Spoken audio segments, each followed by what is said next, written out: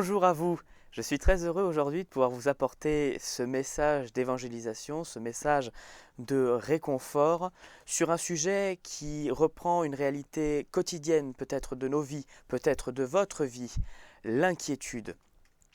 Il y a une statistique qui est sortie en 2021 qui nous disait que 4,4% de la population mondiale était atteinte de troubles de l'anxiété. Il est clair qu'au vu de l'actualité, ce nombre ne fait que s'accroître. 4,4%, ça représente 359 millions de personnes sur les 8 milliards que nous sommes. C'est énorme. Où se trouve le réconfort dans ce monde? Où trouver du réconfort? Où trouver le fin mot de nos inquiétudes? Où trouver la paix? Jésus nous parle de cette inquiétude. Il nous rassure, il nous réconforte. Et pour ce faire, je vous invite à faire une courte lecture dans l'évangile de Luc, chapitre 12, les versets 22 à 25. Jésus dit ensuite à ses disciples, « C'est pourquoi je vous dis, ne vous inquiétez pas pour votre vie, de ce que vous mangerez, ni pour votre corps, de quoi vous serez vêtus. La vie est plus que la nourriture, et le corps plus que le vêtement. Considérez les corbeaux. Ils ne sèment ni ne moissonnent, ils n'ont ni cellier, ni grenier, et Dieu les nourrit. Combien ne valez-vous pas plus que les oiseaux? Qui de vous, par ses inquiétudes, peut ajouter une coudée à la durée de sa vie ?» C'est une parole à laquelle nous pouvons bien sûr dire Amen. L'inquiétude, c'est un choix facile, humain, je dirais même primaire. Un homme avec un grand H qui ne s'inquiète pas, c'est pas normal. Il y a quelque chose qui ne va pas. Le manque, c'est cruel. C'est peut-être la chose pour laquelle vous vous inquiétez. S'inquiéter de quoi le lendemain sera fait. Mais nous devons apprendre qu'il y a plus que le matériel au quotidien, qu'il y a plus que l'abondance et la disette dans nos vies, qu'il y a plus que le manque. Et c'est une réalité, c'est ce que Jésus rappellera d'ailleurs au verset 23. La vie est plus que la nourriture, et le corps plus que le vêtement. Dieu veut en occuper, c'est certain, oui. Considérez ce qui est écrit au verset 24.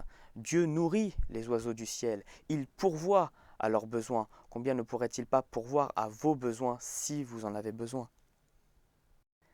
Il veut avant tout tourner notre regard loin de nos problèmes pour les amener vers lui, et particulièrement vers sa croix. C'est là que tout a commencé. C'est là où il a pourvu aux besoins le plus primaire, à nos besoins les plus primaires, notamment ce besoin d'être sauvés. Car en réalité, nous sommes séparés de Dieu si nous ne sommes pas près de lui. Lorsque nous errons dans ce monde, eh bien, nous sommes loin de Dieu. Il nous faut être réunis à lui. Et nous le sommes par cette croix où Jésus a marché. Il est écrit que le châtiment qui nous donne la paix est tombé sur lui. C'est là que Jésus est venu nous chercher. C'est là qu'il a commencé à pourvoir à nos besoins. Tout d'abord aux besoins de nos cœurs, pour ensuite pourvoir à nos besoins matériels. Et parce qu'il nous a cherchés, nous aussi, nous devons le chercher. Au verset 31 de ce même chapitre 12, il est écrit ceci. « Cherchez plutôt le royaume de Dieu, et toutes ces choses vous seront données par-dessus. » Amen. Nous devons chercher son royaume, nous devons chercher notre Seigneur Jésus. Plutôt que de chercher peut-être des choses qui nous réconfortent, qui nous rassurent, pourquoi ne pas chercher directement le réconfort? Et son nom est Jésus. Chercher le royaume de Dieu, c'est chercher le règne de Dieu dans nos vies. Et laisser Jésus régner dans nos cœurs, ça change tout. Dieu veut soigner votre cœur. Dieu veut soigner le siège de vos pensées, votre âme, avant de soigner tout le reste. Parce que la vraie richesse, le vrai trésor, c'est Dieu.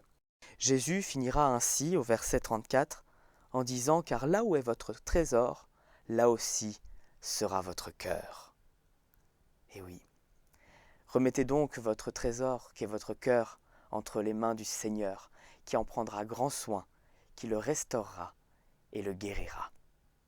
Que le Seigneur vous bénisse.